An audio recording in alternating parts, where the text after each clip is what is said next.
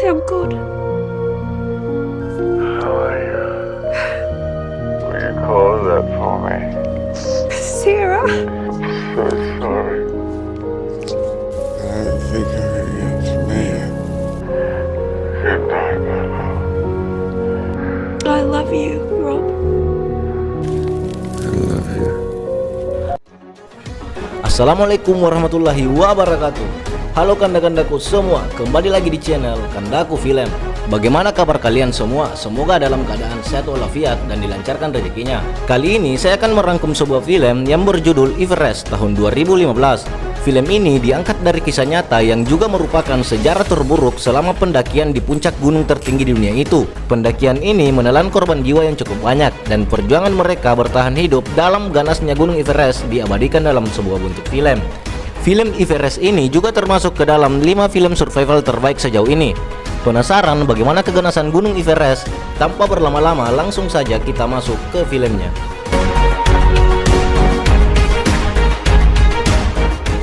Di awal film diperlihatkan Rob Hale yang berada di ketinggian 2200 kaki memberikan arahan kepada anggota pendakinya. Flashback ke beberapa minggu sebelumnya, Rob dan tim adventure konsultannya sedang mempersiapkan keberangkatan mereka ke Nepal. Sebelum berangkat, Rob melakukan perpisahan dengan istrinya yang terlihat sedang mengandung. Dia bernama Jen. Jen terlihat sangat mengkhawatirkan suaminya itu. Dia berharap suaminya bisa pulang mendampinginya saat istrinya melahirkan. Rob hanya bisa meyakinkan istrinya saat itu.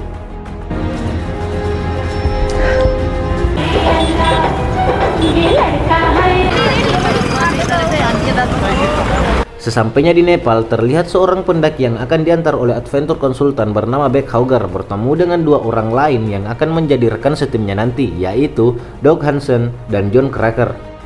Ketiganya berjalan bersama menemani Rob Hale dan rekan lainnya. Di pertemuan ini mereka saling berkenalan dengan anggota tambahan yang lain, yaitu Mike, John, Andy Harris, dan satu-satunya pendaki wanita di tim ini bernama Yasuko Namba.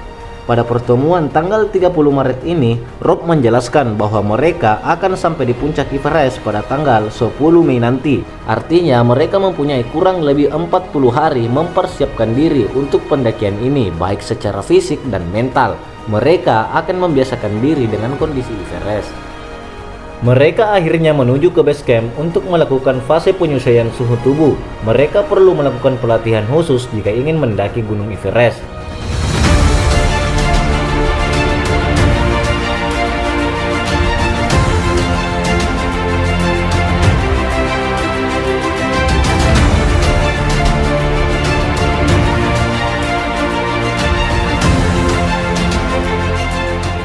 Sesampainya di basecamp Everest, mereka bertemu dengan Helen yang menjadi manajer basecamp untuk adventure konsultan dan seorang pendaki lokal bernama Dorja yang akan ikut menemani mereka ke puncak. Kondisi basecamp ramai dengan pendaki lain dari berbagai penjuru dunia dan agensi pendakian lainnya. Salah satunya adalah Mountain Madness yang dipimpin oleh Scott Fisher yang merupakan kenalan dari Rob. Gila sih, Scott ini di basecamp Everest nggak pakai baju.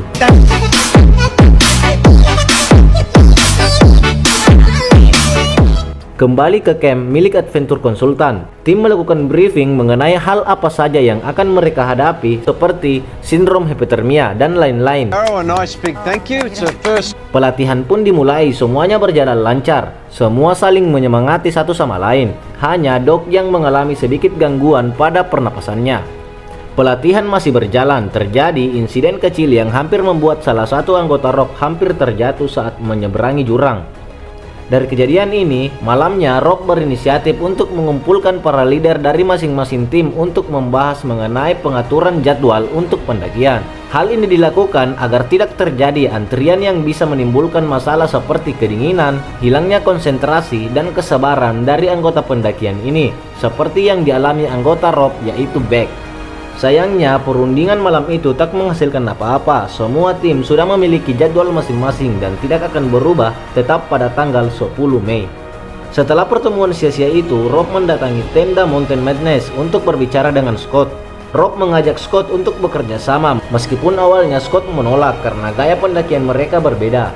Ia pun akhirnya menyetujui untuk bekerja sama dalam beberapa hal, seperti pemasangan tali dan penyimpanan tabung oksigen.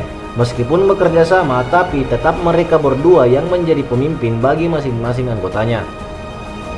Waktu pendakian pun tiba. Para pendaki melakukan ritual berdoa bersama sebelum memulai pendakian. Perjalanan menuju ke pos 1 berjalan lancar. Di pos 1, salah satu anggota Mountain Madness tidak dapat melanjutkan pendakian. Di tengah perjalanan, Rob bertemu dengan Scott Fisher yang ingin mengetahui keadaan anggota timnya yang berada di pos 1. Rob tetap melanjutkan pendakian ke pos 2. Semua masih aman terkendali.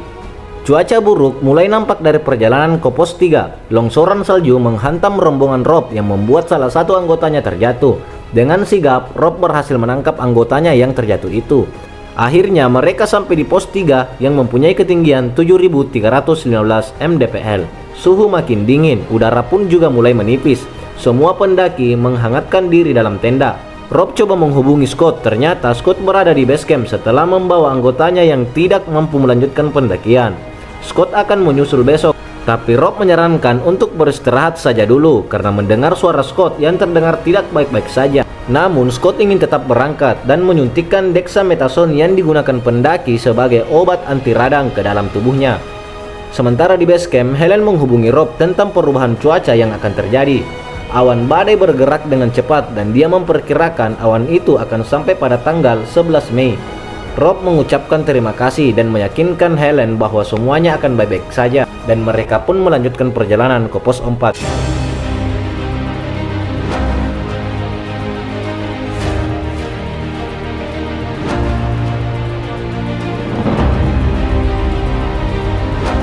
Sesampainya di pos 4, kondisi mulai gelap. Badai pun menerjang. Semua beristirahat dalam tenda sambil berharap agar badai ini segera berlalu.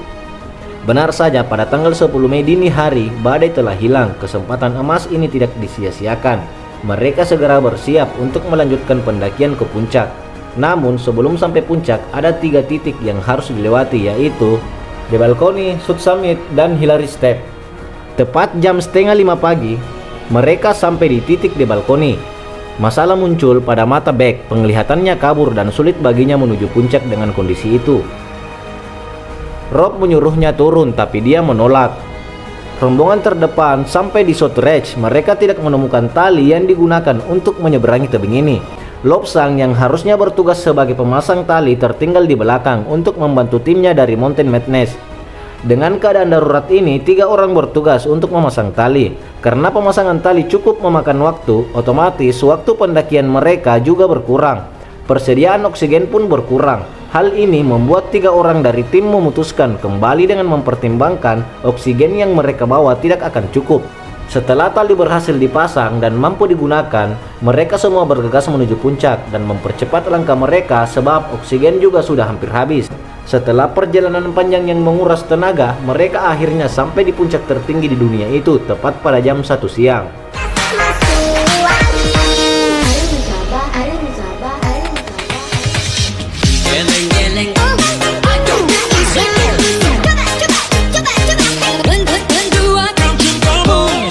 Tidak lupa, Rob menginformasikan keberhasilan ini kepada rekannya di base camp.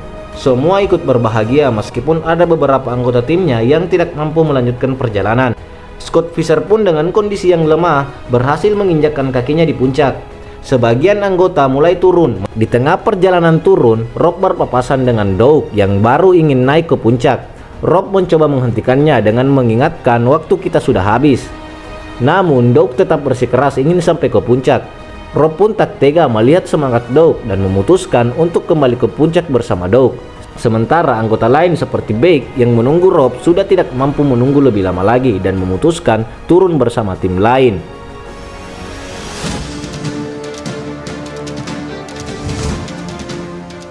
Rob dan Doug akhirnya sampai di puncak. Rob terharu melihat Doug akhirnya mampu mewujudkan mimpinya untuk mengibarkan bendera dari anak-anaknya. Namun masalah muncul, mereka tak punya oksigen lagi untuk turun dan awan badai mulai bergerak naik.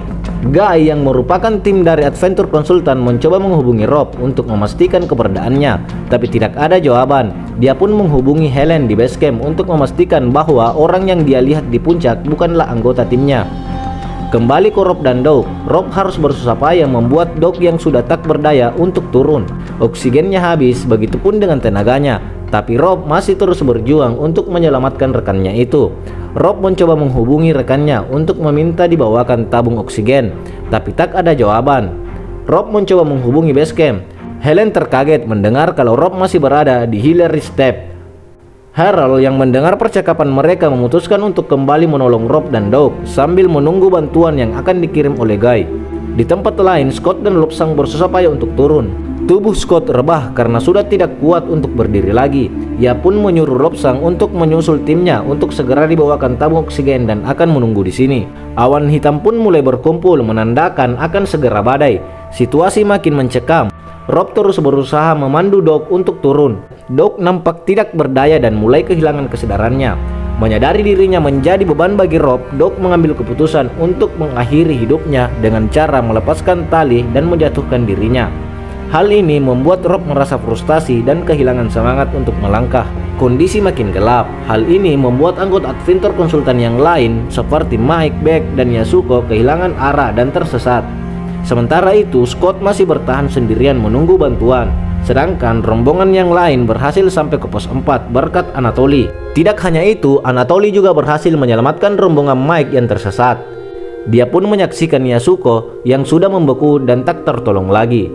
Dan Beck juga terbaring kaku. Anatoly menganggap keduanya sudah meninggal dan membiarkan Yasuko dan Beck di sana. Harold berhasil menemukan Rob di Hillary Step. Namun sayangnya tabung oksigennya sudah tidak dapat digunakan lagi karena membeku. Mereka berdua pun hanya bisa pasrah menunggu bantuan dari bawah. Menghadapi badai ini, keduanya tidak dapat bertahan dan kehilangan kesadarannya alias pingsan. Bahkan Harold terkena hipotermia. Ia merasa panas dan mencoba melepaskan jaketnya. Namun naasnya dia juga terjatuh ke bawah. Beberapa jam berlalu, Rob telah tertimbun salju. Ia pun tersadar dengan kondisi yang mengkhawatirkan. Beberapa anggota badannya tidak beku dan mati rasa. Dalam keadaan itu, Rob menghubungi base camp. Guy yang menerima panggilan itu mencoba memberikan motivasi kepada Rob untuk terus bergerak turun. Bahkan Guy menelpon Jen untuk berbicara langsung kepada Rob. In the move, Jan will. Can you patch Jan through? Hi, sweetheart. How are you doing? My feet are frozen. You've got to get moving. I love you. You do it. Do it right now. Mendengar istrinya, Rob akhirnya berusaha sekuat tenaga untuk menggerakkan tubuhnya. Mike yang berada di pos 4 menginformasikan kepada base camp bahwa Beck dan Yasuko tidak akan pernah bisa kembali ke base camp alias gugur di perjalanan. Sementara itu, tim penyelamat yang dikirim dari bawah juga tidak dapat melanjutkan perjalanan karena badai dan memutuskan untuk menyimpan tabung oksigen di sana. Guy pun menghubungi Robert dan menjelaskan keadaannya. Hal ini membuat Robert putus asa. Helen juga menginformasikan pada Jen tentang tim penyelamat yang tidak bisa melanjutkan perjalanan. Jen yang mulai memahami kondisinya hanya meminta pada Helen untuk disambungkan kepada Rob untuk terakhir kalinya. You sound good. How are you? Will you call that for me? Sarah. So sorry. I didn't think I could get to man. Goodbye, my love. I love you, Rob. I love you.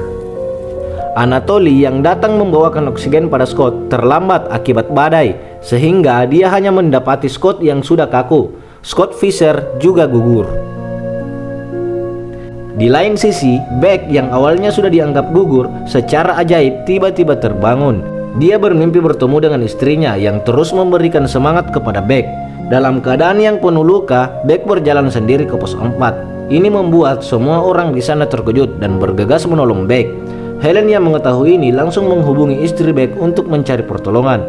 Istri Beck pun berhasil mendapat bantuan dengan mengirimkan langsung helikopter untuk menjemput suaminya itu. Para pendaki yang bertahan juga melanjutkan perjalanan mereka ke base camp. Di akhir film, Beck berhasil kembali ke rumahnya walaupun dia harus kehilangan tangan dan hidungnya. Sementara jasad Rob dan korban lainnya masih berada di sana sampai sekarang. Rob meninggalkan anak dan istrinya. Jen memberikan nama Sarah kepada putrinya seperti yang diinginkan Rob, dan film pun berakhir.